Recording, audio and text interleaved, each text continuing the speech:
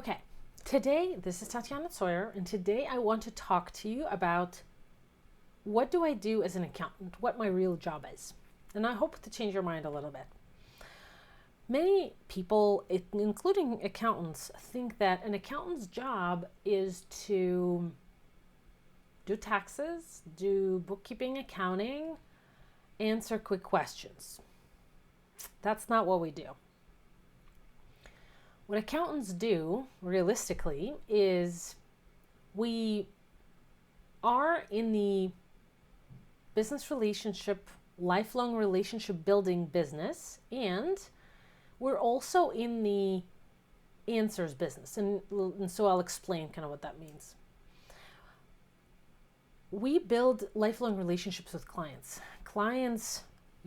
If you're a client, if you're a business owner, for example, I only work with business owners and individuals in terms of their taxes because that's kind of the most effective way. But in order to work with me, you have to have a business.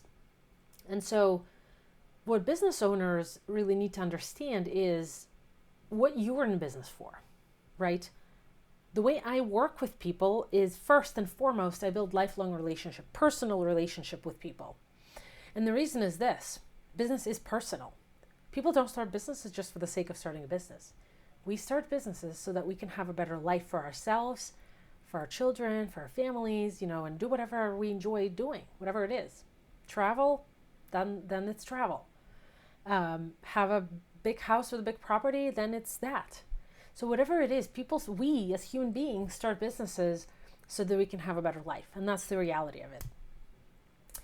And so typically the way I see it is I see myself as a trusted advisor.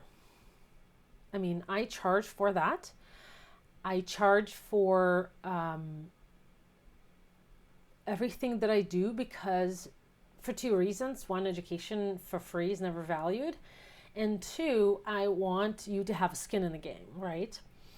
And so typically you have to pay for advice. A lot of accountants give away their time to you for quick questions, which is a disservice to you and to me.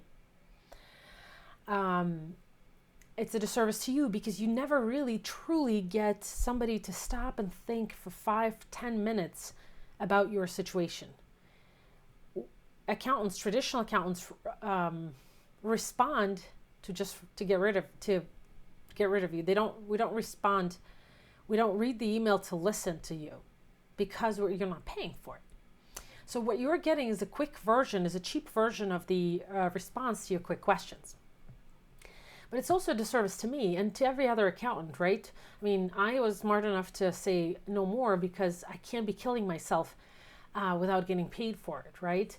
And that's not what you would want in your accountant. But other accountants continue doing that. And so this has to change. And I'm trying to change that. But the idea is that it also doesn't work for an accountant. Imagine a typical accountant has 300 to 400 clients on them, and you're one of 300 or 400. How many minutes a year do you think that your accountant spends thinking about you?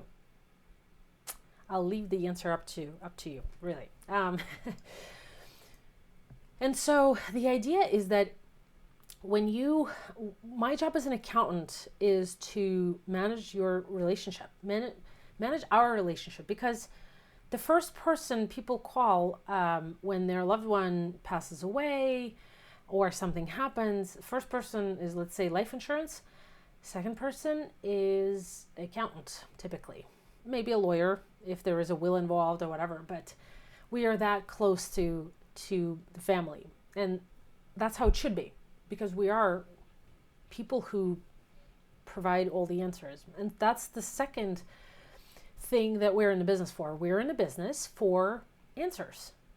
And even if we ourselves don't have the answer, right?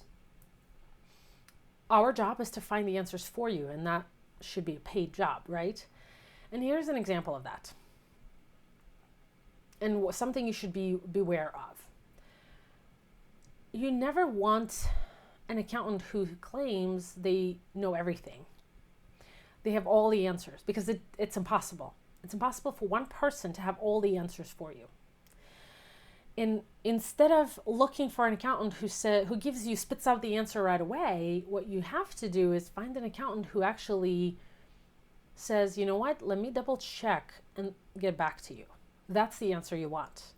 Let me confirm, let me research, let me double check, let me do something and let me get back to you.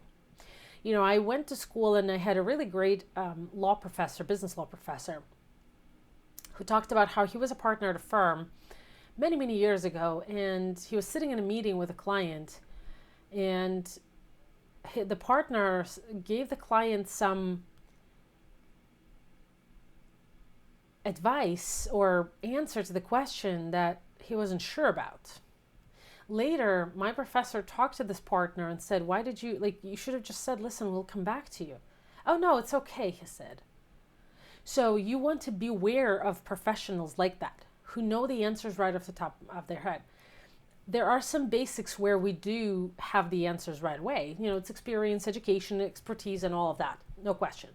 But you never want to have a situation where somebody, when you ask about a situation that you have with the twist, right, it's almost never black and white. It's almost always gray. And when you answer a very great question and you get an answer right away. In that case, if you have that, what I would do is I would ask you to ask for citations, ask for support, right? Reliable source where you can confirm that information on your own.